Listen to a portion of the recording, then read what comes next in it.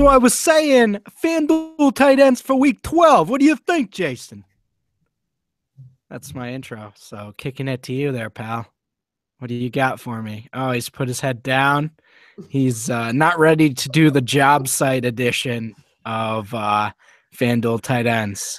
Yeah, I didn't know There we he were going is. like construction, in Yeah. the Bronx.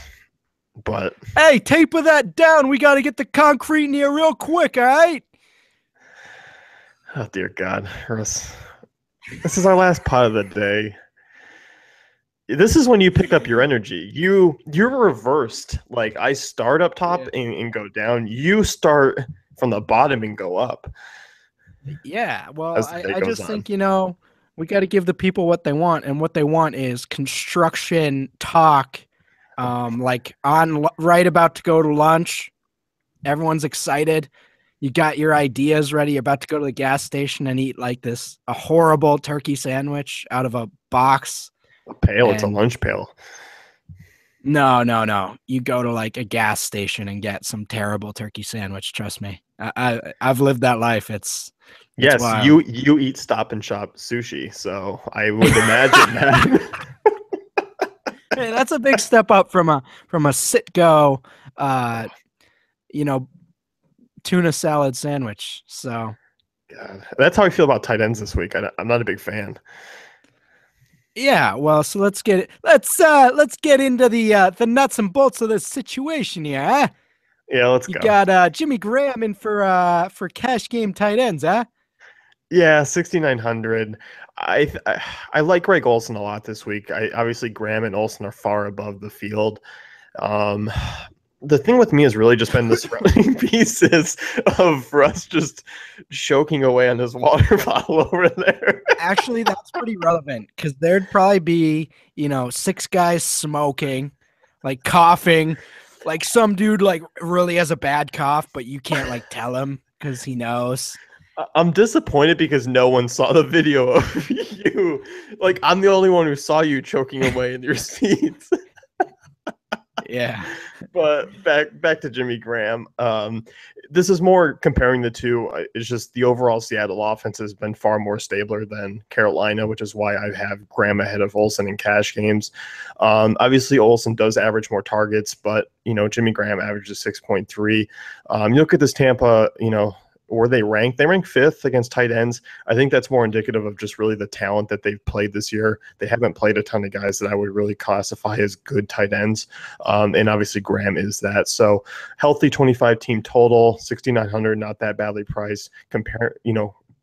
Putting him with Russell Wilson this week, I think there's a lot of upside, as we've kind of talked about throughout the week. So, not going to kill you in price. I think he's a solid option, especially given the fact that there's not really a lot of high-end wide receivers you're going to be paying up for this week. Yeah, I agree. It really is between him and Olsen. I prefer Olsen, but I mean, it really is a toss-up, and I think you like both of the prices. Yeah. So moving to a value cash game guy, you're looking at CJ Fedorowicz. You know, the heavens have opened a role for CJ Fedorowicz in a weekly fashion. Brock Osweiler is so bad that DeAndre Hopkins is now neutralized and Fedorowicz gets the dump offs. So do you see this continuing against the Chargers? Yeah, I mean, I just look at this game. There's going to be some pieces that I want exposure to. I like Melvin Gordon. I like CJ Fedorowicz in this one. That's about it. But I like these two plays here, and I like CJ Fedorowicz at this price. So I think, given the fact that maybe you do want to value tight end this week, maybe you're not really looking to pay up for a Graham or Olsen, and you're trying to roll the dice, playing an OBJ and getting a high price backs because obviously Gordon and Johnson are expensive. Same thing with the Jai. With Fedorowicz here, I mean, has been a double-digit FanDuel point performer in 4 of the last 7 games. Those 3 games he didn't. Denver, Jacksonville, Minnesota. Minnesota's fallen off the map against tight ends, but still, you look at those 3 teams, fairly good defenses. Averaging 5.3 targets per game this season, becoming used a bit more in the red zone. Unfortunately, he has to battle a couple other tight ends or other players that just come in and just grab random touchdowns for Houston, but over the last 5 weeks, I mean, Houston tight ends are scoring the 5th most fantasy points per game, and Fedorowicz has been a big part of it. Yeah, and if you want to play another tight end in this game, you can play Hunter Henry and watch him make sick blocks and not get any fantasy points. And like old And I man mean, he just touchdown. mauls dude in the running game. It's awesome. And then you just see him get, one target on 3rd and 25 at the end of the game, and that's it because they feel the need to force feed 478-year-old Antonio Gates red zone targets every week. So it's great. Great. Love what they're doing in San Diego. GPP tight ends. We talked about Greg Olsen already. What are you looking at there against the Raiders? I mean, it's a great matchup. I mean, you look at this game. I mean, I think there's a lot of potential, and I think there's going to be possibly a lot of random potential for big plays on this Panthers side, whether it comes through Olsen, whether it comes through guys like Ginn, Funchess. It's going to be a weird game, I think, on the Panthers side. But I like Olsen. I think he's in a great spot, averaging 8.5 targets per game. He's the only wide receiver / tight end that's playing about 100% of the snaps per week. It's been very random in terms of Kelvin Benjamin, again, and Funchess. So I think I like Olsen this passing game. Oakland allows the 9th most FanDuel points per game to tight ends. 7K, it's just what Panthers offense is going to show up. I think that's my biggest question mark. If we're getting the Panthers offense we've seen over the last, really this season, Olsen's going to suffer like he has over the last 5 or 6 games. Yeah, and last one on the old docket here is a man near and dear to my heart. Jalen Rose would always refer to Lance Stevenson and joke around whenever Lance Stevenson came up. He'd say Lance would make him dance, and Vance has been making him dance these last few weeks on his 6 targets per game. They've seemed to almost limit his weekly targets, but he just does so much with them. It's kind of like YOLO. Am I right? You are, and I'm going to drop like an Office reference in here. I don't know if you watched The Office or did. You got Vance refrigeration. I think if you know that Vance can make him dance, that's a fine one as well. So well done. 4,800 though. I mean, I think there's a little bit of concern, obviously, with the San Francisco offense heading across country, 19 team total. I still like it. I still like Cap in a fashion. I still like Vance McDonald in a fashion. And he's really come alive. And obviously there's a big play upside with Vance. I mean, we've seen it before where he can break off with just a monster touchdown run. And obviously one play makes him, hit 3 times value already. So there's that potential. Miami's fairly mediocre against tight ends in terms of fantasy points allowed. They do rank 7th per Football Outsiders. I still think that's just like Tampa, where they're not playing a ton of talent. Under 5K, not a lot of risk. It helps you kind of get some salary relief, which you may or may not need this week.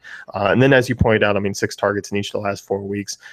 Not a tremendous number, but I mean, it's there. I mean, you're kind of guaranteed 5 or 6 targets, and the way Kaepernick has been rolling around, Vance is almost kind of like a safety blanket for him at this point. I think that's what we've seen over the last few weeks. So I like him. I'm just a little bit worried about the game flow of this one, but I think he's a solid GPP play.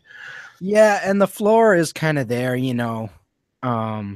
in general, if he doesn't have one of those big plays. But again, he's been so consistent with that. It seems unsustainable long term, but he is a superb athlete for a tight end. And, with Kaepernick dancing around back there, it certainly does open making him dance, Yeah, exactly. Yeah, it's kind of like working in connection. Once again, shout out to me. Only got one headphone today. The other one stopped working. So, pretty much a warrior getting through this. But, other than that, I kind of hope you all have a slightly above average holiday. And, Jason, it's been real, bro. It's been really, we're off tomorrow, you and I. And yeah. We're not seeing each other. Thank No. God.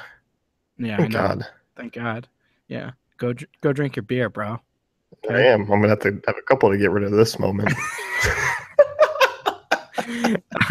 All right. Anyhow, if you like what we're doing here, give us a like and subscribe. If you want to read this article, head over to dailyfantasycafe.com. If you, as always, comment on my tired looking eyes or my pale face or my ugly shirt. I was gonna Certainly. I was gonna say the olive green sweater was a nice touch. Swing away, as they said in the movie Signs. So we will see you guys next week, and thanks for listening till the end. So I'm just gonna keep elongating this ending to see how much wherewithal you have to listen to an ending with no actual content. It's gonna be great. Goodbye.